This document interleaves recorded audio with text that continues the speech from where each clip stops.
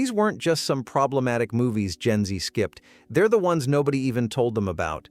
Directors getting fired halfway through filming, scripts secretly rewritten, careers tanking overnight, basically because studios had no idea how to sell this kind of movie anymore. These are the 10 American movies from the 80s that deserved better, and still hold up. Kevin Costner plays Navy Lieutenant Tom Farrell, who meets Secretary of Defense David Bryce, played by Gene Hackman, at some fancy DC party. Farrell also meets a woman named Susan, and they start an affair. But what he doesn't know is that Susan's also seeing Bryce. After Susan and Farrell take a weekend sailing trip, Bryce confronts her out of jealousy and pushes her off a balcony, killing her instantly. Panicking, Bryce and his guys decide to pin her death on Susan's mysterious other lover, thinking he's a KGB spy. They find a blurry Polaroid negative of him, and as the Pentagon's computers slowly enhance the image, Farrell realizes it's a photo of himself. From here on out, it's basically a race against the clock.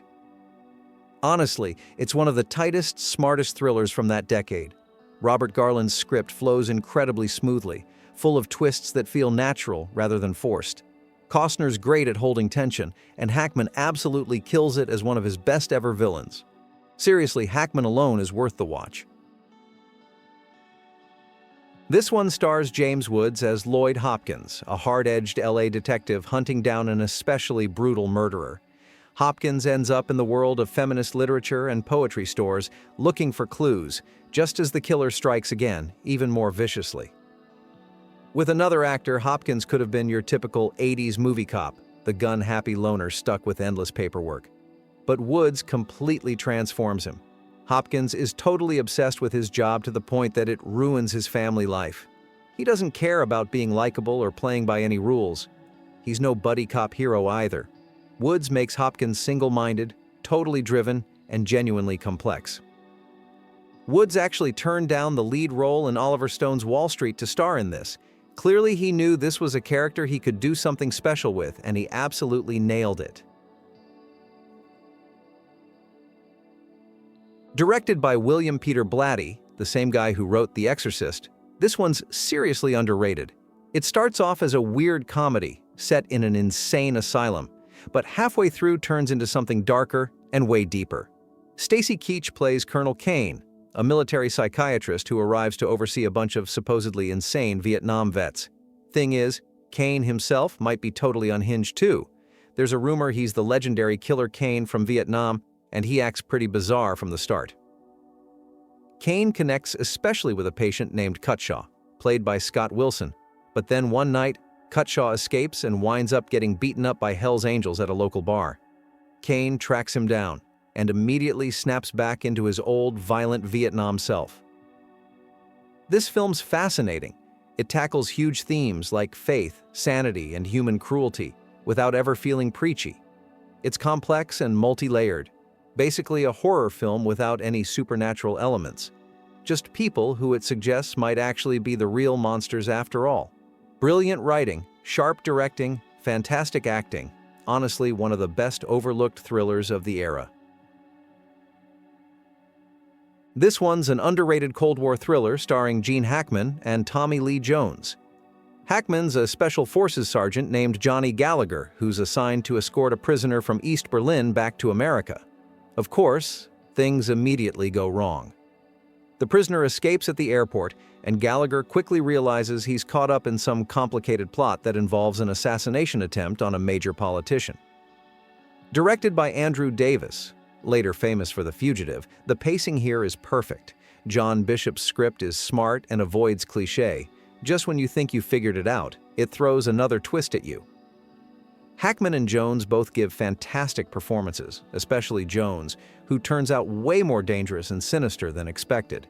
Didn't make a big splash at the box office when it first came out, but these days it's definitely respected as one of the best Cold War thrillers.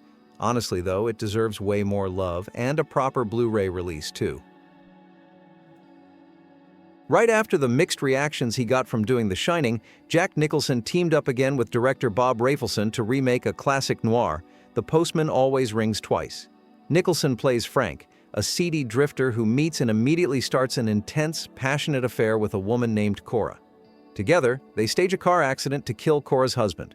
They even think they've gotten away with it, until the local prosecutor locks up Cora, hoping to trick one of them into confessing.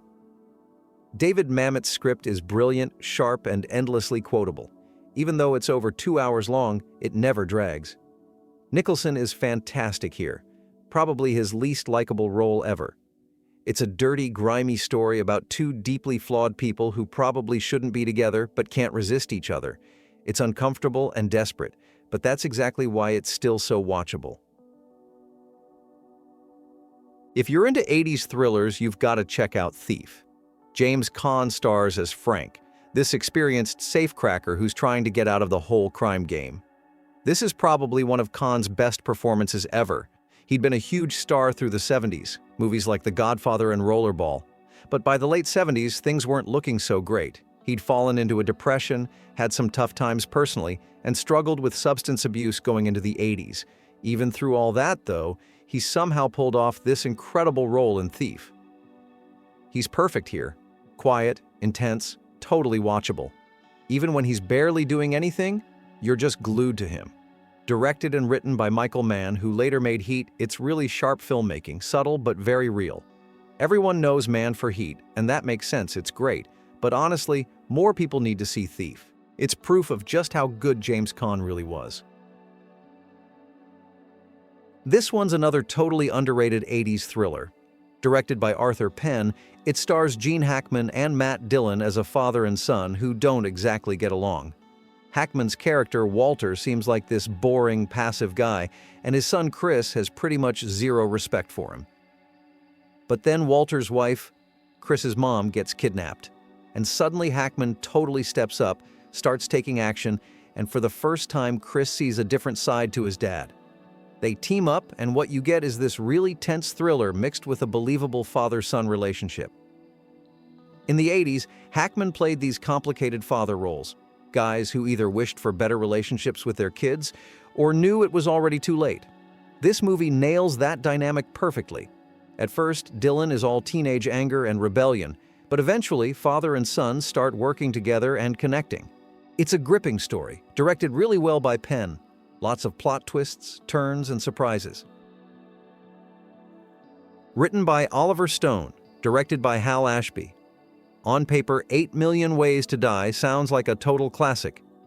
But in reality, this one became a messy production pretty quickly. Stone wrote the script, but then left to direct Salvador with James Woods. While he was away, his original screenplay got heavily rewritten by Robert Towne, without credit, and the budget exploded to $17 million. Stone later said they could have easily done it for just $2 million, but things got totally out of hand. Crew members driving around in sports cars, fancy dinners on set, Ashby hanging out smoking pot in his trailer. It was basically chaos.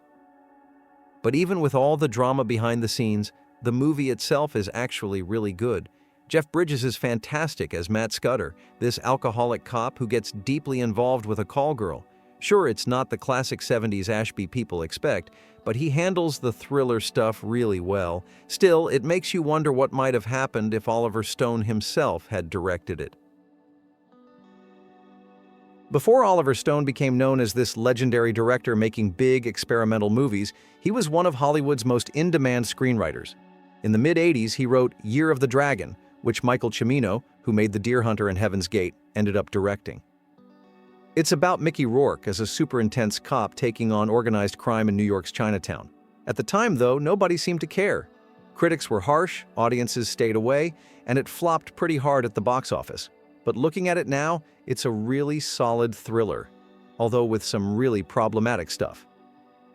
Cimino's direction is excellent here, fast-paced, tense, beautifully shot.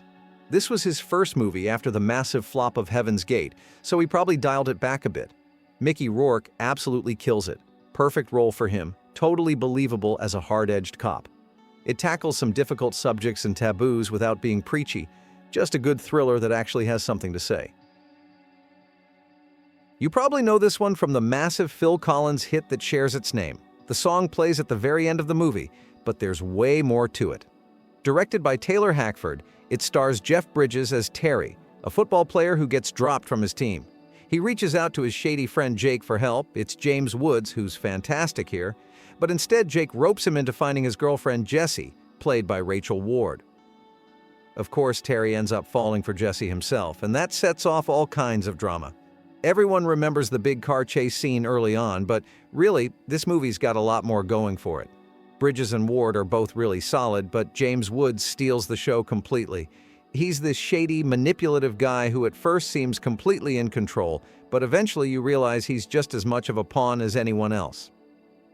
Bottom line, Against All Odds is just a solid, old-school thriller. Bit of romance, plenty of suspense, great performances. If you only know it from the Phil Collins song, trust me, there's way more here worth checking out.